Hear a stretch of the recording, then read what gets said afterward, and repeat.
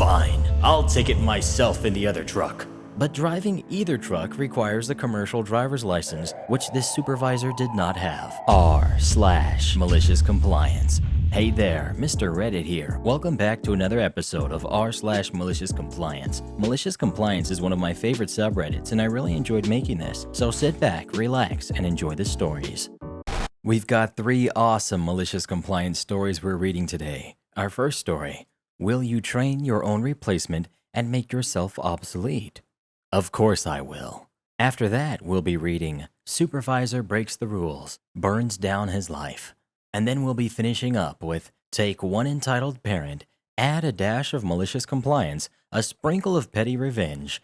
It's delicious. Welcome to our newest subscribers, Sharky, Moses, and Skyhawk. And if you're new, subscribe now for new stories from Reddit every single day. Will you train your own replacement and make yourself obsolete? Of course I will. On mobile, English is not my first language, throw away blah blah blah the usual.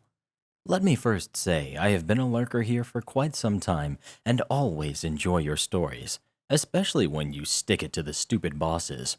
This happened some time ago, but as I think it would fit here. Actors, names changed obviously. We've got Bob, who was my boss at the time, old, couldn't keep up with technology, but had been with the company for a long time, and so he got to be my boss. Hans, hero of the story, friend from school who works in the same company but in management, but in a different department, helped me get this job 4 years prior. Caroline, coworker who is not the smartest tool in the shed, but makes up for it in work ethic. We've got Carl. He's a normal coworker who has worked at this company for about 6 years and handles most of the old clients' accounts, has a family, and he's very busy. And we've got me, guy in his late 20s, a little geeky, and likes computers. This was a small company, and our team of 3 were best described as tech support for our clients, but it went a bit further than that.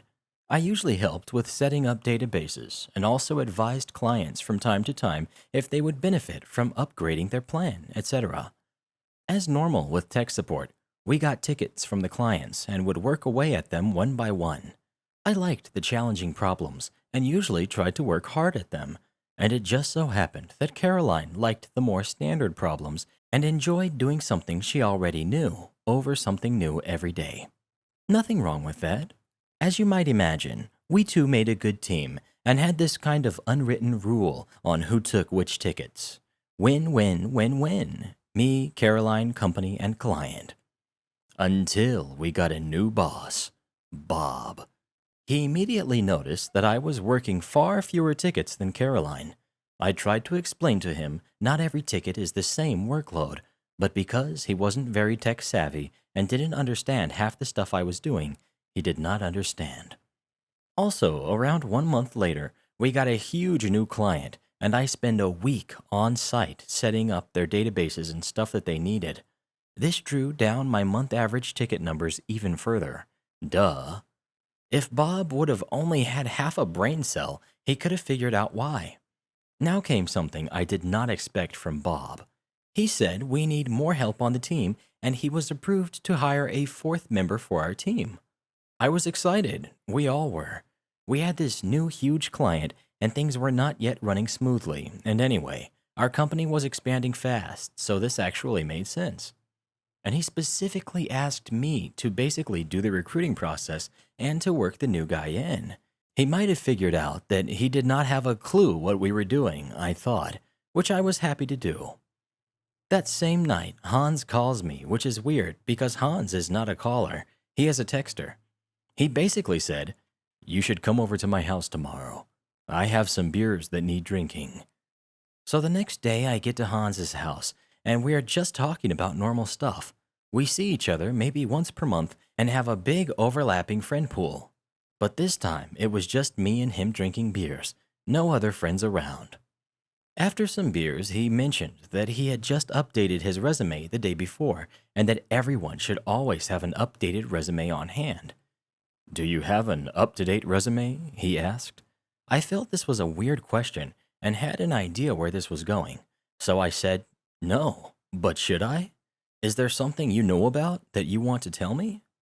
"Well, I am just saying that everyone should have a resume ready, but I, of course, couldn't tell you if Bob thinks about letting you go, but I also couldn't tell you if Bob is not thinking about letting you go. I thanked him very much for the beers and left shortly after that. So I know I am getting fired, and I have the suspicion that Bob has just asked me to hire my own replacement and train him to do my job so he can take it. This is finally where the sweet malicious compliance comes in. I fully comply with hiring a fourth member of the team and also pick one best suited for what Bob wants: high ticket numbers. So I am thinking a not so smart person with a sloppy attitude that doesn't care if the customer is happy. After all, customer satisfaction was not important to Bob when he talked about my ticket numbers. I get right on it. Many people apply, some good ones, but I weed those out very quickly. Resumes with lots of spelling mistakes and little experience in the sector are the ones I invite for an interview. The interview stage is trickier because now Bob and someone from Human Resources are sitting in with me, but I am still asking most of the questions and giving my opinions on the candidates. But because I weeded out the good ones, when Bob makes a decision, he just chose the best of the worst. In my opinion, not even the best, because one applicant was actually quite good, but I asked him stupid questions that did not even make sense, and when he could not answer them, I made him look really bad. Sorry, John. I advise one candidate he ends up picking because he will work very fast and will get a lot of tickets done. At this point, I have another job lined up in 4 months' time, but I wanted to get fired by Bob to get some sweet severance pay. After 2 months of training Mr. New Guy, I have just shown him how to do basic tickets, which he can do quite well and fast, but makes a lot of mistakes with, and have let the hard ones slowly build up. Carl notices, and as he would be the only one after my firing to be able to handle them, I let him in on what I was doing. As chance will have it, he had just gotten an offer from another company, and since he also did not like Bob, he already decided that he will take the offer, but said he could sit on it a few weeks and time it with my firing for maximum destruction. Then I tell Bob I am done working in the New Guy, and a week later he tells me he sadly needs to let me go because my numbers had not gotten better. He actually used against me that I had not been doing that many tickets while I was training the New Guy. How dumb can you even be, Bob? He also wished me a lot of luck in finding a new place to work at with my work ethic. This had been the day I was waiting for, and I just thanked Bob and reminded him of the 4 months' worth of severance pay I was owed now, and also 2 months' worth of vacation I had not taken and carried over and was now entitled to get paid out.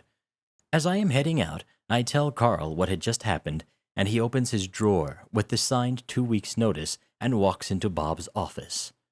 My girlfriend had vacation time left, and we decided to leave for a 4-week holiday to New Zealand the next week. I proposed to her there.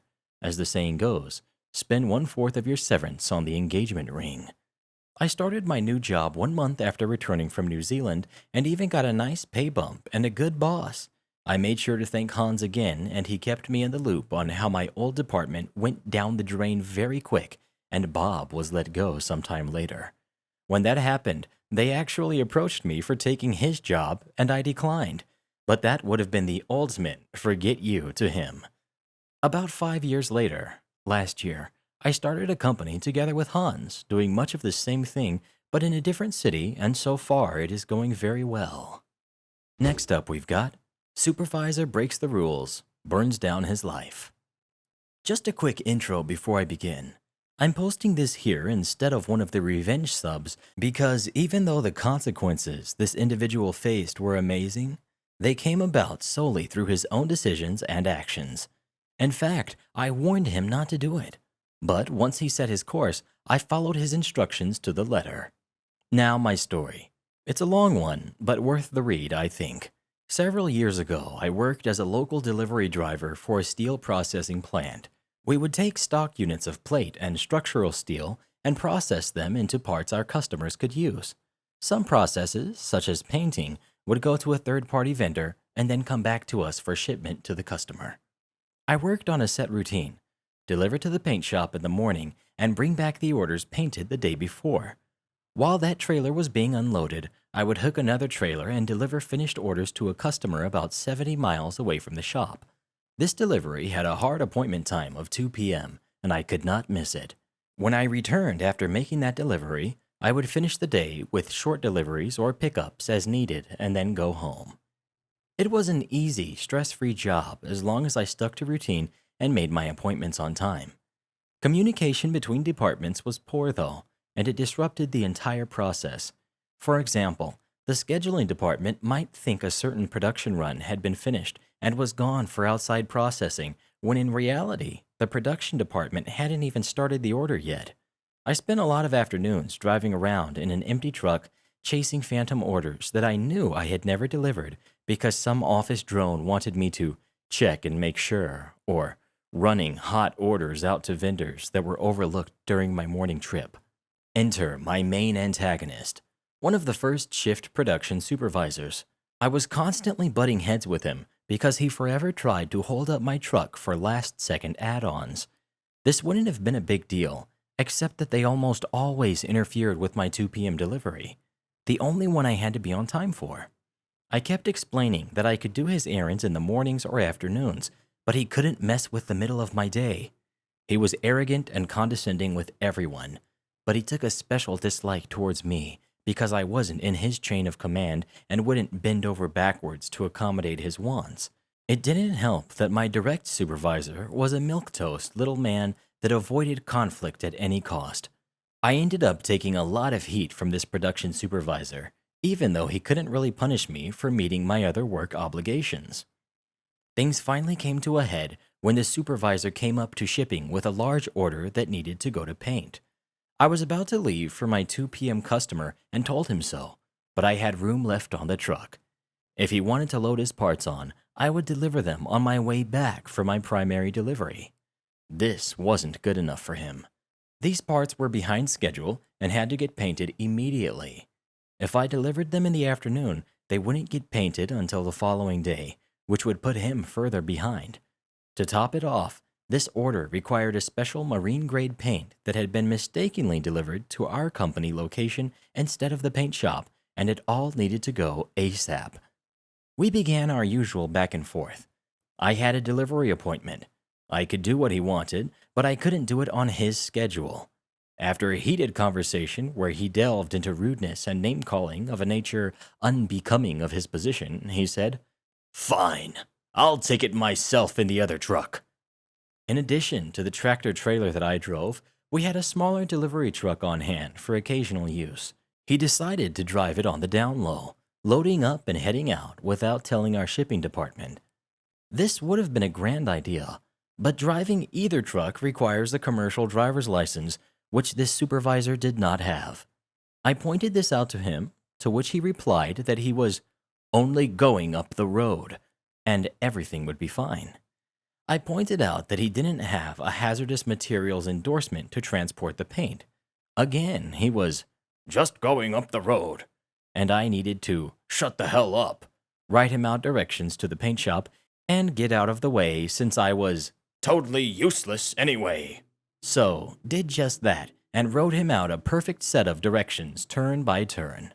How is that malicious compliance?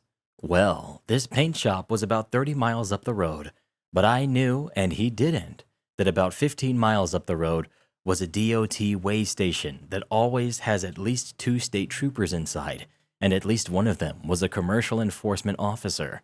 The truck this supervisor wanted to drive wasn't equipped with an easy pass transponder that would allow him to bypass the scale, and I knew, given his already demonstrated ignorance, that he wouldn't know that he was required to pull in.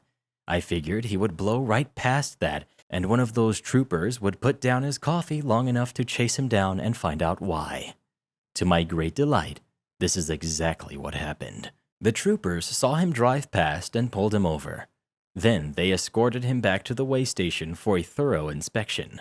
For those unfamiliar, the transportation industry is highly regulated. Some might say it's overregulated, but anyone that makes it a career knows it's best to follow the laws or face some serious consequences. The supervisor didn't know any of this and was like a lamb to the slaughter. The DOT inspector ripped him to pieces.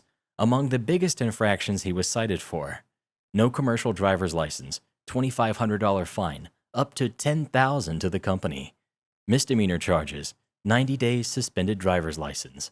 No hazmat endorsement, no documenting paperwork for the hazmat, no place cards identifying the vehicle as carrying hazardous materials, $50,000 fine to the company, and even more depending on the consequences. As a bonus, when the trooper escorted him back to the weigh station, the scalemaster saw him talking on his cell phone. The dude was making a panic call to the company manager. Using a handheld device is also a big no-no. That's another $2,500 fine, $10,000 to $11,000 to the company. The truck was put out of service at the weigh station until it had all that was required, such as hazmat paperwork and a driver with a valid license. The supervisor wasn't allowed to leave himself until someone came to get him. Needless to say, he lost his job immediately. I suspected that would happen, so I hung around the shipping office after my afternoon delivery. I got to witness his walk of shame as he was escorted out of the building. I was never officially told just how much his fines were, but an educated guess puts it at thousands to him personally and potentially close to $100,000 to the company. I do know the company tried to sue him in civil court to recoup their losses, although I don't know the outcome. I left to take another job shortly after. I figured that even though I wasn't the one at fault, my role in the fiasco wouldn't be looked upon in kind fashion. The best part, though, was that after months of watching him swagger around wearing a big cowboy hat, I was the one that got to swat it off his head. Edit. I'm glad so many appreciated this story. I have just a few clarifications. To those saying I had a greater responsibility to stop this clown, I left the building before he did. For all I knew, he listened to my advice. I didn't think he would, but I didn't know that for sure until after the fact. The route I gave him was the only reasonable way to go.